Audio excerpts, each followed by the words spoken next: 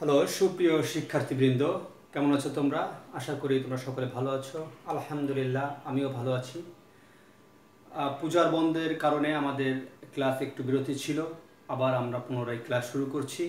তো আজকে আমি তোমাদেরকে লেকচার নাম্বার 6 নিয়ে আলোচনা করব। এর আগে আমি 5টি লেকচার তোমাদের শেষ করেছি। প্রিয় শিক্ষার্থীরা, তোমরা জানো আমরা পঞ্চম লেকচারে উৎপাদনশীলতার প্রকারভেদ সেখানে দেখিয়েছিলাম যে উৎপাদনশীলতাকে কয়টি ভাগে ভাগ করা আছে এবং কী কী। সেখানে অনেক সূত্রর মাধ্যমে আমি প্রত্যেকটি প্রকারভেদকে তোমাদেরকে বোঝানোর চেষ্টা করেছি। তো আমি তোমাদেরকে বলেছিলাম যে এই সূত্রের মাধ্যমে আমরা গাণিতিক সমস্যার সমাধানগুলো করব। তো আজকে আমরা একটা গাণিতিক সমস্যার সমাধান করব। তোমরা এই অধ্যায়ে এই গাণিতিক সমস্যা রিলেটেড একটা কোশ্চেন তোমাদের বোর্ড পরীক্ষায় প্রায় আসে, সুতরাং তোমাদের এই গাণিতিক সমস্যাগুলো তোমার সলভ করা শিখতে হবে। তো আসো আমরা একটি বেসিক একটি গাণিতিক সমস্যা, যে গাণিতিক সমস্যাটি তোমাদেরকে বোঝানোর চেষ্টা করব। তোমরা ব্ল্যাকবোর্ডে দিয়ে তাকালে তোমরা দেখবা যে আমি কি লিখেছি। দেখো, লিখেছি ধরা যাক একটি কারখানার বার্ষিক 10,000 একক পণ্য উৎপাদিত হয়। প্রতি একক 10 টাকা করে এর বিক্রয় মূল্য হচ্ছে 1 লক্ষ টাকা। খেয়াল করো। আচ্ছা, এই কারখানায় কাঁচামাল ও অন্যান্য উপকরণ বাবদ ব্যয় হলো 40,000 টাকা। কর্মীদের শ্রম বাবদ ব্যয় হয়েছে 2000 ঘন্টা, যার বাজার মূল্য 10,000 টাকা। আচ্ছা, 500 ঘন্টা যন্ত্র ব্যবহৃত হয়েছে, যার বাজার মূল্য 10,000 টাকা। এছাড়া অন্যান্য ব্যয় আছে কত? 20,000 টাকা। সুতরাং উপরোক্ত তথ্যের আলোকে প্রতিষ্ঠানটির নিম্নলিখিত উৎপাদনশীলতাগুলো বের করো। কি কি আছে? আমাদের 1 নম্বর বলছে মোট বা সার্বিক উৎপাদনশীলতা বের করতে হবে। 2 নম্বর হচ্ছে শ্রমের উৎপাদনশীলতা। 3 নম্বর যন্ত্রের উৎপাদনশীলতা। 4 নম্বর মালামালের উৎপাদনশীলতা এবং 5 নম্বর বলছে আর্থিক উৎপাদনশীলতা। হ্যাঁ, তো প্রিয় শিক্ষার্থীরা, তোমরা এখানে যে ইনফরমেশনগুলো পাচ্ছ এই ইনফরমেশনগুলো আগে ভালো করে বোঝার চেষ্টা করো। যে কারখানায় বার্ষিক উৎপাদন হচ্ছে, দেখো এটা হচ্ছে একক উৎপাদন, বার্ষিক উৎপাদনের পরিমাণ 10,000 একক। আচ্ছা, প্রতি একক উৎপাদন হচ্ছে কত? 10 টাকা করে। দেখো তাহলে 10,000-এর সঙ্গে যদি 10 গুণ করো তাহলে কত হচ্ছে? টোটাল বিক্রয় মূল্য যে টাকাটা পাওয়া যাচ্ছে সেটা কত? 1 লক্ষ টাকা। এখানে বের করে দেওয়া আছে। হ্যাঁ, যদি বের করা না থাকে তাহলে এটার সঙ্গে এটা মাল্টিপ্লাই করে গুণ করে তোমাদেরকে টোটাল টাকাটা বের করতে হবে। হ্যাঁ, টোটাল উৎপাদনের মূল্যটা তোমাদেরকে বের করতে হবে। তোমরা অনেক সময় পরীক্ষার সময় এই জিনিসগুলো স্টুডেন্টরা ভুল করে, সেক্ষেত্রে এটার সাথে এটা গুণ না করে এটা যদি বের করে দেওয়া থাকে তাহলে তো তোমাদের আর গুণ করার দরকার নাই। যদি বের করে না দেওয়া থাকে তাহলে তোমাদের অবশ্যই এই এককের সাথে প্রতি এককে গুণ করে তোমাদেরকে টোটালটা বের করতে হবে। তো তোমরা কি করো, ম্যাক্সিমাম টাইম স্টুডেন্টরা যেটা ভুল করে এই 10,000 একক দিয়েই তোমার অঙ্কটা করে। অ্যাকচুয়ালি 10,000 একক দিয়ে হবে না, উৎপাদনের টোটাল মূল্যটা বের করতে হবে। হ্যাঁ, আচ্ছা, এরপর আসো কি? এরপরে আসো যে আর অন্যান্য যে বিষয়গুলো আছে, যে কাঁচামাল আছে 40,000 টাকা দেওয়া আছে, শ্রম বাবদ আছে 2000 ঘন্টা, শ্রমের মূল্যটাও দিয়ে দেওয়া আছে যে বাজার মূল্য কত? 10,000 টাকা। যন্ত্রটা আছে 500 ঘন্টা, তার মূল্য দেওয়া আছে। এছাড়াও অন্যান্য আরও কিছু ব্যয় হয়েছে, আনুষঙ্গিক ব্যয়, সেটা হচ্ছে 20,000 টাকা। এর আলোকে এই বিষয়গুলো আমরা নির্ণয় করব। তাহলে তোমরা খেয়াল করো যে প্রথমে আমরা কি নির্ণয় করব? মোট বা সার্বিক উৎপাদনশীলতা কি, মোট বা সার্বিক উৎপাদনশীলতা সূত্রটা কি, এটা আগে খেয়াল করো। আমি মুছে দিলাম, না হলে পরীক্ষা ধরানো যাবে না এই বোর্ডে। তো 1 নাম্বার হচ্ছে যে এখানে তোমরা লিখবা যে মোট উৎপাদনশীলতা, মোট উৎপাদনশীলতা নির্ণয়, এটা লিখে আন্ডারলাইন করলে। এবার লিখবা যে আমরা জানি এটা 1 নাম্বার।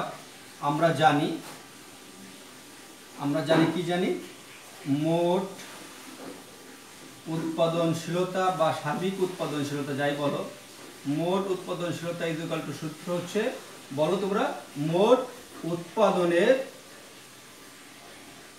মূল্য বা হচ্ছে মোট উপকরণের মূল্য। এই যে সূত্রটা, এখন এই সূত্রটা না জানলে তুমি এই অঙ্কটা সলভ করতে পারবে না। তাহলে এখানে ডান পাশে মোট উৎপাদনের মূল্যটা বের করে নিয়ে আসো। যে লেখো এখানে মোট উৎপাদনের মূল্য ইকুয়াল টু কি হবে? আমাদের একক আছে কত? 10,000 একক। আর প্রতি এককের মূল্য কত? 10 টাকা করে। তাহলে কি হচ্ছে? এখানে আমাদের বের করে দেওয়া আছে, তারপর আমাদের বের করার কোনো দরকার নেই, আমি তোমাদেরকে বোঝানোর জন্য বের করলাম যে আমাদের উৎপাদনের মূল্যটা বের করে দেওয়া আছে 1 লক্ষ টাকা। হ্যাঁ, তারপর আমি তোমাদের বোঝানোর স্বার্থে বের করে দিলাম। আচ্ছা, এরপর আসো মোট উপকরণের মূল্য। মোট উপকরণের মূল্য যখন বলবে তখন এগুলো আছে প্রত্যেকটা তোমার যোগ দিতে হবে। মোট উপকরণের মূল্য তোমার কাঁচামাল আছে কত, 40,000 টাকা, খেয়াল করো। এরপরে তোমার শ্রম বাবদ আছে, যার বাজার মূল্য কত, 10,000 টাকা। আমরা এককটা ধরবো না, আমরা এখানে যেহেতু টাকা উপকরণের মূল্য টাকাটা ধরবো। প্লাস আমাদের কি আছে তোমার যন্ত্র আছে কত, এটাও আছে 10,000 টাকা।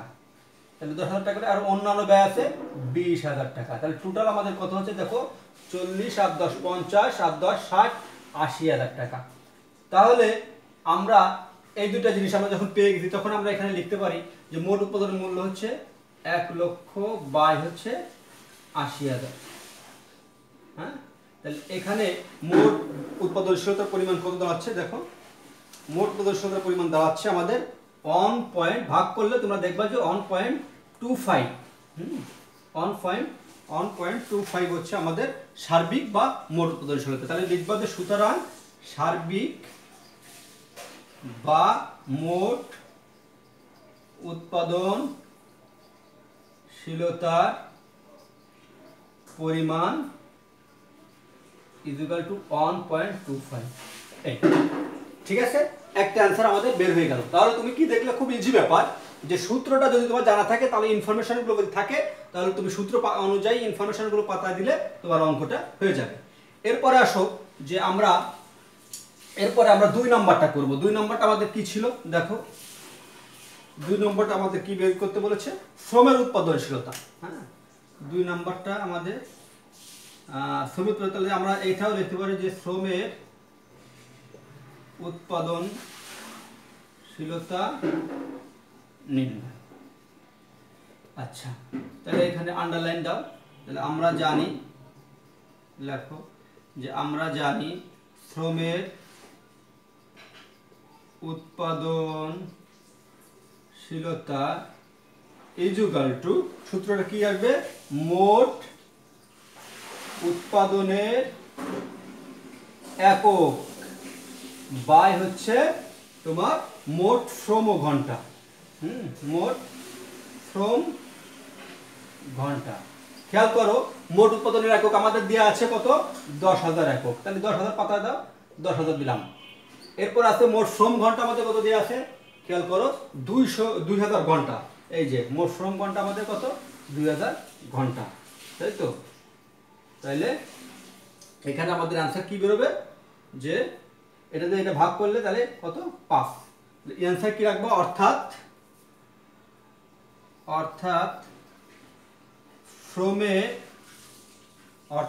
শ্রমের উৎপাদনশীলতা প্রতি ঘন্টায় এই 5 একক। এগুলো বেরোবে আমাদের কিসে, একক। আগেরটা বেরোচ্ছে আমাদের টাকাতে, এটা বেরোচ্ছে কিসে, এককে। খেয়াল করো, তোমরা জানো যে তোমাদের আমি যখন এর আগের ক্লাসে বলেছিলাম যে শ্রমের উৎপাদনশীলতা এবং যন্ত্রের উৎপাদনশীলতার 2টা সূত্র আছে। কখন কোন সূত্রটা আমরা অ্যাপ্লাই করব, খেয়াল করব যে যদি আমাদের এখানে উৎপাদনের একক দেওয়া থাকে, খেয়াল করো যে উৎপাদনের একক দেওয়া আছে এবং শ্রম ঘন্টারও এককে দেওয়া আছে। হ্যাঁ, যে শ্রম ঘন্টা কত আছে, 2,000 ঘন্টা, যন্ত্র আছে 500 ঘন্টা, এরকম দেওয়া আছে। আবার বাজার মূল্য বের করে দেওয়া, টাকাও বের করে দেওয়া আছে। এরকম ক্ষেত্রে আমরা কি করব, এই যখন উৎপাদনের একক থাকবে এবং শ্রম ঘন্টা থাকবে তখন আমরা অবশ্যই এই সূত্রতে ফেলবো। হ্যাঁ, আমরা চেষ্টা করবো সবসময় এই সূত্রটা ইউজ করার জন্য। যদি কখনো দেখা যায় যে এই সূত্রটা নাই, এই একক নাই, শুধু টাকা দেওয়া আছে, আবার এখানে তোমার একক নাই, শুধু বাজার মূল্যটা বের করে দেওয়া আছে, তখন আমরা তোমার কি করব, তখন আমরা এই আগের যে আরেকটা যে সূত্র আছে তোমার শ্রমের উৎপাদনশীলতা বা যন্ত্রের উৎপাদনশীলতা, দ্বিতীয় যে সূত্রটা আছে অথবাতে, সেই সূত্রটা ইউজ করব। এই রিলেটেড একটা ম্যাথ আমরা পরবর্তী ক্লাসে করব, তখন তোমরা আরো ব্যাপারটা বুঝতে পারবে। আপাতত এতটুকু ধারণা তোমরা রাখো যে শ্রমের উৎপাদনশীলতা হচ্ছে এটা। এরপরে আসো যে আমরা 3 নাম্বারটা কি বলেছিল, যন্ত্রের উৎপাদনশীলতা। খুবই ইজি অঙ্ক, তোমরা যদি একটু কনসেপ্ট ক্লিয়ার করো। দেখো যে যন্ত্রের উৎপাদনশীলতা, তাহলে এটা 3 নাম্বার ছিল যন্ত্র উৎপাদনশীলতা। আমরা জানি, লেখো, আমরা জানি যন্ত্রের উৎপাদনশীলতা ইজ ইকুয়াল টু মোট উৎপাদনের একক ডিভাইডেড মোট যন্ত্র সময়। তাই ই করে দাও ইনফরমেশন, আমাদের জানা আছে মোট উৎপাদনের একক কত, আমাদের 10,000 একক, তাই তো। আর মোট যন্ত্র সময় কত হয়েছে 500 ঘন্টা, ভাগ দাও এর সাথে 500 ঘন্টা, তাহলে ডিভাইডেড অ্যান্সার কত হবে 20। 20 নাকি, এটা হচ্ছে 500, তাহলে 5 10, হ্যাঁ ঠিক আছে, তাহলে কত হচ্ছে 20 একক। তাহলে অর্থাৎ তুমি কি লিখতে পারবা, অর্থাৎ যন্ত্রের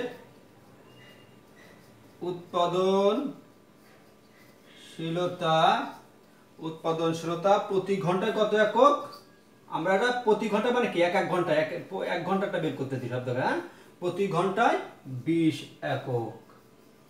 ক্লিয়ার? আশা করি তোমরা যন্ত্র উৎপাদনশীলতাটা বুঝতে পারছো। তাহলে যন্ত্র উৎপাদনশীলতা দ্বিতীয় সূত্র কখন আমরা ইউজ করব, ওই একই রকম শ্রমের উৎপাদনশীলতার মতো এরকম ইনফরমেশন যখন দেওয়া থাকবে তোমরা ইনফরমেশন দেখলে বুঝতে পারবে। তবে সবসময় যেন মনে রাখবে যে এককে যদি থাকে আর এগুলো যদি এরকম থাকে তাহলে অবশ্যই আমাদের এই সূত্রটা আসবে। আর একক থাকবে না, এই ঘন্টা বা এরকম থাকবে না, তোমার শ্রম বাবদ এত ঘন্টা ব্যয় হয়েছে বা যন্ত্র বাবদ এত ঘন্টা ব্যয় হয়েছে, এরকম যদি না থাকে তখন সেক্ষেত্রে আমরা দ্বিতীয় সূত্রটা প্রয়োগ করব। তো আশা করি তোমরা যন্ত্র উৎপাদনশীলতা ক্লিয়ার। এখন আসো 4 নাম্বার আমাদের কি ছিল, 4 নাম্বারটা আমাদের আছে যে মালামালের উৎপাদনশীলতা। খেয়াল করো, মালামালের উৎপাদনশীলতা আমরা বের করব এখন 4 নাম্বার টপিক। এখানে শুধু জাস্ট চেঞ্জ করে দাও, মালামালের উৎপাদনশীলতা নির্ণয়। মালামালটা কি বলা হয়, কাঁচামাল বলা হয়, তাই তো, কাঁচামাল যেটা। তাহলে 4 নাম্বার অঙ্ক এটা জানা আছে বা আমরা জানি, যাই বলো, জানা আছে যে মালামালের উৎপাদনশীলতা ইজ ইকুয়াল টু মোট উৎপাদনের মূল্য বাই মোট মালামাল ব্র্যাকেটে দিতে পারো কাঁচামাল, তাই তো, মোট কাঁচামালের মূল্য, মালামালের মূল্য বা মোট কাঁচামালের মূল্য। তাহলে মোট উৎপাদনের মূল্য কত দেওয়া আছে, এই যেটা হচ্ছে আমাদের 1 লক্ষ টাকা, তাই তো, দাও 1 লক্ষ টাকা দিয়ে দিলাম আমরা। আচ্ছা, 1 লক্ষ টাকা। এরপরে আমাদের কি আছে, মোট মালামালের মূল্য। আমরা সবগুলো দিব না, দেখবো যে মালামালের ব্যবধান আমাদের কত টাকা ব্যয় হয়েছে সেই ইনফরমেশনটা আমরা নিচে দেবো। দেখো এখানে রয়েছে কারখানায় কাঁচামাল ও অন্যান্য উপকরণ বাবদ ব্যয় হয়েছে কত, এই 40,000 টাকা। আমরা এখানে শুধু জাস্ট ওই মালামালের ব্যবধান যা হয়েছে সেটা আপনাকে দেবো, ভাগ করে দাও, অ্যান্সার কত আসবে 2.5। তাহলে কি বলতে পারো, অর্থাৎ মালামালের, সুতরাং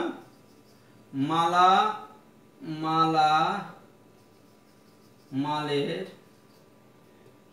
উৎপাদনশীলতা ইজ ইকুয়াল টু 2.5। এতটুকু দিলে তোমাদের মালামালের উৎপাদনশীলতা ক্লিয়ার হয়ে যাবে। এরপরে আসো আমাদের 5 নাম্বার, অর্থাৎ লাস্ট যেটা ছিল, যে কি আর্থিক উৎপাদনশীলতা বলতে কি বুঝি আমরা। আর্থিক উৎপাদনশীলতা তোমাদের এখানে আরেকটি আমাদের কোশ্চেনে চাই নাই অ্যান্সার, যেটা হচ্ছে মূলধনের উৎপাদনশীলতা তোমাদের অ্যান্সারে চাই নাই। তো যেহেতু মূলধনের চাই নাই, আমরা ওটা করবো না, ওটার ইনফরমেশনও দেওয়া নাই। তো আমরা যতটুকু লাগবে ততটুকু ইনফরমেশন নিয়ে আমরা করবো। এটা হচ্ছে আর্থিক উৎপাদনশীলতা। তো প্রিয় শিক্ষার্থীরা দেখো, যেটা 5 নাম্বার রিকোয়ারমেন্টস আমাদের ছিল যে আর্থিক উৎপাদনশীলতা নির্ণয়। তাহলে আমরা কি জানি, যে জানা আছে যে আর্থিক উৎপাদনশীলতা ইজ ইকুয়াল টু, সূত্রটা তোমাদের মনে আছে, সূত্র হচ্ছে কি, যে সংযোজিত মূল্য ডিভাইডেড রূপান্তর মূল্য। খেয়াল করো, সংযোজিত মূল্য ডিভাইডেড হচ্ছে তোমাদের রূপান্তর মূল্য, তাই তো, রূপান্তর মূল্য। এখন এখানে ডাইরেক্ট ইনফরমেশনে কোথাও দেয়া নাই যে সংযোজিত মূল্য এত বা রূপান্তর মূল্য এত। আমাদের এটাকে কি করতে হবে, আলাদা বের করে আনতে হবে। তাহলে কিভাবে আমরা বের করবো? দেখো যে এখানে লেখো যে এখানে সংযোজিত মূল্য ইকুয়াল টু, আমরা কি জানি, মূল্য ইকুয়াল টু বিক্রয় মূল্য থেকে, খেয়াল করো, বিক্রয় মূল্য থেকে মাইনাস দিব আমরা কি, বিক্রয় মূল্য থেকে আমরা মাইনাস দিব কাঁচামালের মূল্য, কাঁচামালের মূল্য। তাহলে আমাদের বিক্রয় মূল্য কত? 1 লক্ষ। আমরা দেখছি যে 1 লক্ষ, আর কাঁচামাল হচ্ছে কত? 40,000। তাহলে এখানে আমাদের সংগৃহীত মূল্য কত বেরোলো? 60,000 টাকা। এরপরে আসে আমাদের রূপান্তর মূল্য। আমরা রূপান্তর মূল্যটাও বের করি। রূপান্তর মূল্য আসবে কোনটা? যে ব্যয়গুলো আছে, শুধু কাঁচামালটা বাদ যাবে, যেহেতু কাঁচামাল এখানে ঢুকে গেছে অলরেডি সংগৃহীত মূল্যের ভিতর, কাঁচামালটা বাদে যেগুলো আছে রূপান্তর মূল্য ইকুয়াল টু আসবে হচ্ছে আমাদের এই 20,000 যোগ তোমার 10,000 যোগ হচ্ছে 10,000। খেয়াল করো যে কোনটা আসলো, এই যে এই শ্রম বাবদ যে তোমার 10,000 টাকা আছে, এই যে 10,000 টাকা, তারপরে তোমার যন্ত্র বাবদ 10,000 টাকা, সেই 10,000 টাকা দিলাম, এবং অন্যান্য ব্যয় আছে 20,000 টাকা, এই 20,000 টাকা দিলাম, দিয়ে আমাদের কত বেরোলো? 40,000 টাকা। হ্যাঁ, এখানে কাঁচামালটা রূপান্তর মূল্যের মধ্যে আসবে না, কাঁচামালটা সংগৃহীত মূল্যের মধ্যে ঢুকে গেছে। সুতরাং তোমাদের এখানে আসবে কাঁচামাল বাদে যে বাকি যে উপকরণ ব্যয়গুলো আছে সেইগুলো আসবে। তাহলে আমরা এখন যেহেতু সংগৃহীত মূল্য এবং রূপান্তর মূল্য কত পেয়ে গেছি, এখন আমাদের সূত্র অনুযায়ী বসা দাও। সংগৃহীত মূল্যের পরিমাণ হচ্ছে 60,000, আর রূপান্তর মূল্য বের হয়েছে আমাদের 40,000। তাহলে ইকুয়াল টু অ্যান্সার কত হবে? 1.5। সুতরাং তুমি কি লিখতে পারো যে আর্থিক উৎপাদনশীলতার পরিমাণ, সুতরাং আর্থিক উৎপাদনশীলতার পরিমাণ 1.5। তো প্রিয় শিক্ষার্থীরা, আজকে আমাদের যে অঙ্কটা ছিল সেই অঙ্ক অনুযায়ী যে রিকোয়ারমেন্টসগুলো আমাদের চেয়েছিল এই কোশ্চেনে, সেই অ্যান্সারগুলো আমরা সলভ করলাম বা সলভ করার চেষ্টা করেছি। আশা করি তোমরা মোটামুটি একটা ধারণা পেয়েছো যে অঙ্কগুলো কীভাবে করতে হবে। অর্থাৎ আমরা এতটুকু বুঝতে পারলাম যে আমরা যদি ইনফরমেশানগুলো ভালো করে বুঝতে পারি, এবং সেই সাথে আমাদের যে কি বলে তোমার সূত্রগুলো আছে, সূত্রগুলো যদি মাথার মধ্যে আমরা যদি ঢুকাইতে পারি, তাহলে এই অঙ্কগুলো আমাদের সলভ করা খুব একটা কঠিন কিছু না। তা মোটামুটি এটা হচ্ছে একটা বেসিক অঙ্ক ছিল। এই ধরনের এক্সামগুলো তোমাদের পরীক্ষাতে আসবে, একটু ঘুরাই দিতে পারে, সেই বিষয়গুলো আমি তোমাদের আরও 2-1টি ক্লাস ম্যাথের করাবো, সেই বিষয়গুলো তোমরা আরও বুঝতে পারবে। তোমাদের যে বইটা আছে, বইতে দেখবা যে এই রিলেটেড কিছু অঙ্ক আছে, তোমরা এটা একটু বাসায় স্টাডি করবা। পরবর্তীতে আমরা নেক্সট ক্লাসে আরও 2-1টি অঙ্ক নিয়ে তোমাদের সাথে আলোচনা করব, বা কী ধরনের কোশ্চেন তোমাদের বোর্ডে আসে সেগুলো নিয়ে আমরা আলোচনা করব। তো ঠিক আছে, ধন্যবাদ সবাইকে। সে পর্যন্ত সকলে ভালো থাকো। আল্লাহ হাফেজ।